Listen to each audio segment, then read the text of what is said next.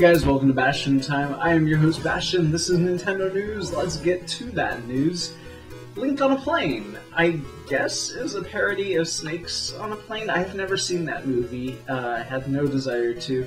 But after watching the parody of what I assume it's a parody of Snakes on a Plane, it's pretty amusing. It's basically just Link on a plane with all of this intrigue, and you're gonna have to watch it for yourself. It's amusing even if you have no idea what Snakes on the Plane is. It's just amusing to see Link in this situation. So if you want to watch that, there is a link for you down below. Our next story is about an interview with Adelman. Now, if you're not familiar with who he is, he was an employee at Nintendo of America in charge of, he was like a liaison between third parties and Nintendo, and he no longer is at Nintendo of America, or not third parties, but more specifically like indie developers in Nintendo.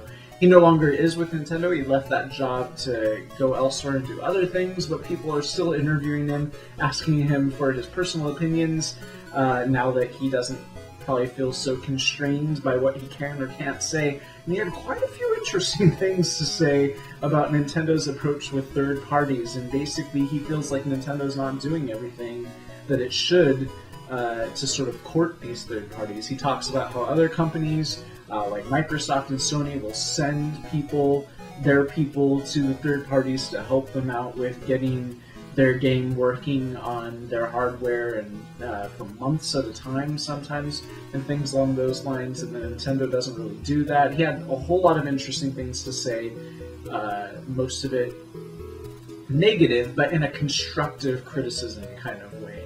It's not like he suddenly hates Nintendo or anything. He just feels like Nintendo's approach to third parties is a bit antiquated, and the fact that he, as an employee, had no ability to really change any of that. Even though that was his job, he couldn't really do anything to help them out or to make these, to bridge these gaps, because of what he explains as the sort of Japanese structure over at Nintendo of Japan, where he basically had no input whatsoever, that they kind of decided everything over there, and that if any of the bigwigs over there turned down a new idea, then it got killed immediately.